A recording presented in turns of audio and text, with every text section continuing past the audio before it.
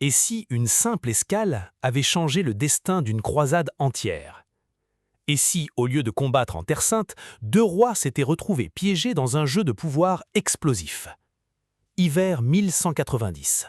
Deux figures dominent l'Occident chrétien, Philippe Auguste et Richard Cœur de Lion. Leur objectif est clair, Jérusalem. Mais les vents n'en décident pas autrement. Bloqués en Sicile, les deux rois découvrent un royaume au bord du chaos. Depuis la mort de Guillaume II de Sicile, sans héritier, la couronne est disputée. D'un côté, Tancrède de Lecce, soutenu par les barons locaux. De l'autre, Constance de Hauteville, appuyée par l'Empire. Mais pour Richard, le conflit devient personnel. Sa sœur, Jeanne d'Angleterre, veuve du roi défunt, est emprisonnée, ses biens confisqués. Richard ne négocie pas, il exige. La tension monte rapidement. Les habitants de Messine, excédés par les soldats étrangers, se révoltent. Le 4 octobre 1190, tout bascule. Richard lance l'assaut. La ville tombe. Un château est érigé sur les hauteurs, symbole de domination. Son nom? Mat Griffon, le tueur des Grecs. Ce n'est plus une escale, c'est une démonstration de force. Finalement, un accord est signé. Jeanne est libérée. Une énorme somme d'or est versée. Mais quelque chose s'est brisé. L'alliance entre les deux rois commence déjà à se fissurer. Dans l'ombre, les tensions politiques s'intensifient. Un mariage stratégique est planifié, puis annulé. Un autre est négocié. Richard prépare déjà l'avenir. Il désigne son neveu comme héritier.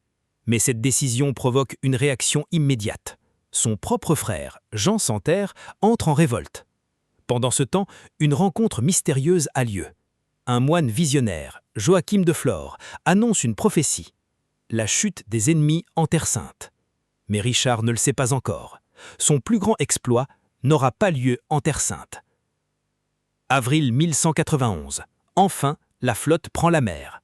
200 navires, 17 000 hommes. Mais encore une fois, la nature intervient. Une tempête disperse la flotte. Et c'est ainsi que Richard arrive à Chypre. Là-bas, un prince hostile refuse toute coopération. Erreur fatale. Le 6 mai 1191, Richard attaque. Limassol tombe. Puis Nicosie. En quelques semaines seulement, l'île entière est conquise. Un exploit militaire fulgurant, stratégique, brutal, décisif. Et au cœur de cette conquête, un événement inattendu. Richard épouse Bérengère de Navarre. Elle devient reine, sans jamais poser le pied en Angleterre. Chypre devient une base essentielle pour la croisade. Un centre de ravitaillement, un point stratégique en Méditerranée. Mais cette victoire a un prix. Elle détourne des forces, elle change les priorités et elle redessine l'équilibre du pouvoir en Orient. Richard ne vient plus seulement libérer Jérusalem, il est devenu un conquérant. Une escale imprévue. Une ville prise à l'assaut. Une île conquise. Avant même d'atteindre la Terre Sainte, Richard Cœur de Lion a déjà marqué l'histoire. Mais la vraie question reste entière. Que va-t-il se passer lorsqu'il affrontera enfin ses véritables ennemis en Terre Sainte? Si tu veux découvrir la suite de cette épopée incroyable, abonne-toi et reste jusqu'au prochain épisode. Question finale. Selon toi, Richard était-il un héros de la foi ou un stratège en quête de pouvoir?